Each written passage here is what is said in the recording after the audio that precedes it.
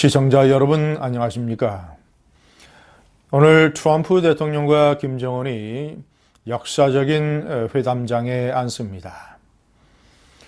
두 사람의 회담은 정말이지 세계의 담판입니다. 북한의 핵무기를 없애는 그런 차원이 아니라 두 개의 정반대 문명 세계를 대표하는 두 사람이 마주 앉아서 이 한쪽 문명의 커다란 변화를 놓고 담판을 벌이는 것입니다. 트럼프 대통령은 자유민주 세계를 상징하고 대표하는 지도자입니다. 저는 37살에 미국 뉴욕 맨하탄에 있는 엠파이어 스테이트 빌딩에 올랐습니다. 말로만 듣던 그 빌딩에 올랐고 그 꼭대기 전망대에서 맨하탄을 내려다보면서 저는 이렇게 생각을 했습니다. 이 맨하탄이야말로, 그리고 미국이야말로 인류 역사상 가장 거대하고 위대한 문명이구나. 그 규모도 거대하고 그 풍요의 질도 놀라웠지만 그것보다도 가장 중요한 것은 인류의 진보를 이끌어온 어떤 정신세계의 지도자, 자유민주 세계의 지도자 미국의 역할을 상기했기 때문입니다. 미국은 역사적으로 세계 인류의 진보를 이끌어왔습니다. 근대 혁명이 맨 처음 발생한 곳은 영국입니다.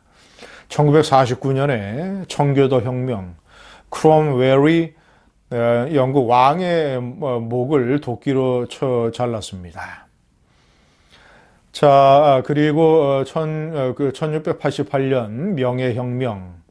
여기까지는 사실상 1649년의 청교도 혁명이 세계 근대화 혁명의 시초이지만 그러나 두 개의 혁명은 영국이라는 울타리 내에 있었습니다. 전 세계적으로 혁명의 불길을 당긴 것은 1776년의 미국의 독립혁명입니다. 아메리카 신대륙에 가장 완벽하고 가장 자유로우며 가장 이 풍요의 가능성을 잉태한 자유민주주의 공화정을 미국의 선조들이 만들었던 것입니다. 그 혁명이 영향을 미쳐서 1789년의 프랑스 혁명. 그리고 언제입니까? 1916년 1917년이 러시아 혁명이고 1918년이 독일 혁명이고 그보다 앞서서 1912년에 중국의 신해의 혁명 다 영향을 줘서 줄줄이 근대화 국가, 현대 국가가 등장을 하게 되는 것입니다. 미국은 혁명으로 이 자유민주주의 국가를 세웠을 뿐만 아니라 직접 피를 흘려가면서 세계의 자유민주주의 가치를 지켜왔습니다. 제1차 세계대전에서 10만 명, 제2차 세계대전에서 유럽전선에서 30여만 명, 태평양전쟁에서 12만 명, 베트남전에서 5만 8천 명, 한국전쟁에서 3만 5천 명. 그리고 1차, 2차 중동전쟁, 지금도 테러와의 전쟁에서 며칠에 한 명씩 미군은 전 세계에서 죽고 있습니다. 미국은 신대륙에 자기들의 나라를 건립한 그 가치, 자유민주주의, 공화정, 주권 재민, 그리고 청교도, 청부정신, 그리고 기독교 정신. 이러이러한 자기들의 이 정신만 지키는 것이 아니라 전 세계적으로 그런 어떤 미국을 건립한 가치가 위협을 받거나 아니면 보다 더 적극적으로 그런 가치를 전 세계에 전파하기 위해서 피를 흘리면서 노력을 해왔습니다. 미국의 보수주의라는 것은 이런 미국을 건립한 전통적인 가치를 수호하고 그것이 위협받을 때 행동에 나서는 것, 제1차 세계대전과 제2차 세계대전에 참전한 것처럼 이런 것이었습니다. 그런데 보다 더 이런 미국의 보수주의가 베트남 전쟁 60년대 70년대 초 베트남 전쟁에서 크게 그 가치가 흔들렸고 또 국내적으로는 닉슨의 탄핵이라든가 이런 정치적인 격변을 겪으면서 보수주의가 다소 퇴조를 했었지만 1980년대 들어서 그 보수주의를 새롭게 탄생시킨 사람이 레이건입니다. 단순히 미국이란 테두리 내에서 그 가치를 지키는 것에 그치는 것이 아니라 보다 더 적극적으로 그 가치를 위협하는 전체주의 세력을 뒤엎고 그런 세력들을 자유민주 문명세계로 편입시키는 이런 인류사적인 대작업을 시작한 사람이 레이건입니다. 신보수주의, 네오컨서버티즘, 흔히 네오콘이라고 얘기하는 이 네오콘 사조의 정신적인 태도, 어떤 철학적인 기반은 시카고 대학의 스트라우스 교수가 1970년대 말에 만들었지만 그것을 행동으로 실천한 사람은 미국의 레이건입니다. 자, 그래서 조지 W. 부시 대통령이라든가 또는 이 트럼프 대통령, 조지 W. 부시 대통령은 레이건의 뒤를 이은 네오콘의 정치 지도자였습니다. 트럼프는 레이건을 존경한다고 했습니다. 자, 그러나 이 네오콘들이 레이건을 존경하는 것과는 차원이 다른 것 같습니다. 트럼프는 자신이 롤 모델로 삼는 하나의 영웅, 히어로, 강력한 힘을 가진 지도자, 잘생기고 미국의 힘을 믿고 미국의 힘을 바탕으로 해서 미국의 이익을 실천하는 A Great America를 신봉하는 그런 지도자로서의 레이건을 트럼프는 존경을 했던 것입니다.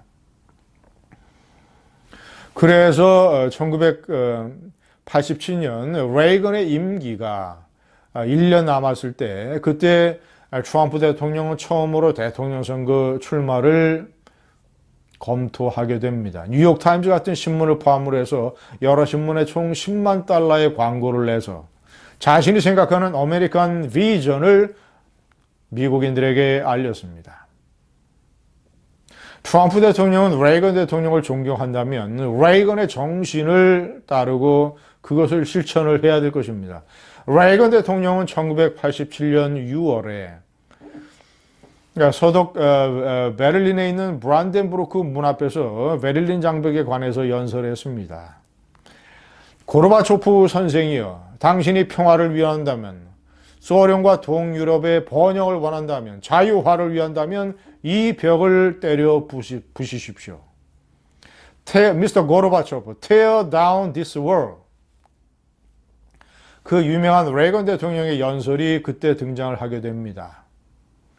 레이건 대통령은 그 연설 바로 직전 전해에 1986년에 고르바초프가 개혁개방, 페레스트로이카와 글라스노스트를 시작을 했습니다.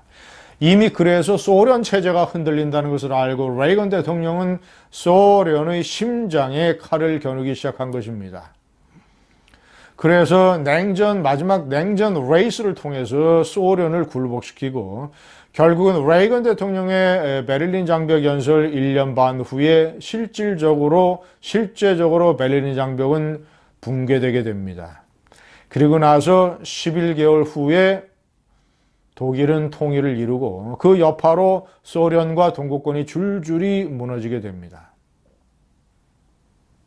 자, 지금 자유민주 세계의 지도자 트럼프 대통령은 정반대의 문명, 지구상에서 가장 악독하게 변형되어 남아있는 마지막 공산국가, 지구상에서 가장 지독하게 폐쇄되어 있는 폐쇄국가, 지구상에서 가장 인민들을 통제하는 병영국가, 지구상에서 가장 인민들을 굶기는 기아국가, 이 끔찍한 지구상에서 지금 유일하게 남아있는 가장 폐쇄되고 이 악성인 이 문명의 지도자 김정은과 마주하게 되는 것입니다. 단순히 북한의 핵무기를 폐기하느냐 아니면 줄이느냐 이런 문제 차원을 넘어서 비핵화 협상이라는 것을 계기로 이 김정은 독재 정권과 그리고 그 밑에서 신임하고 있는 2,500만 북한 인민들을 인류의 자유민주 문명 세계로 이끌어내서 레이건 대통령이 못다한 마지막 과업, 이 네오컨서버티즘, 신보수주의의 자유민주주의 가치를 세계에 전파하는 이 위대한 과업의 마지막 장을 트럼프 대통령이 열어야 되는데 트럼프 대통령이 과연 이런 의식을 가지고 있을까요? 레이건 대통령의 진정한 정신이 무엇인지 알 수 있을까요? 만약에 그런 정신을 깊이 인식하고 있다면 자신의 국내적인 정치적인 상황에 몰려서 성급하고 엉뚱하게 매우 부족하게 그런 식의 이 미북 협상을 하지는 않을 것입니다. 그러나 정말이죠, 우려됩니다. 트럼프 대통령이 겉으로만 레이건 대통령을 닮으려고 한 것인지 진정으로 레이건의 가치가 무엇인지 그는 깨닫기나 하고 있는 것인지 정말이지 오늘 하루는 두렵고 걱정되는 날이 아닐 수 없습니다. 감사합니다.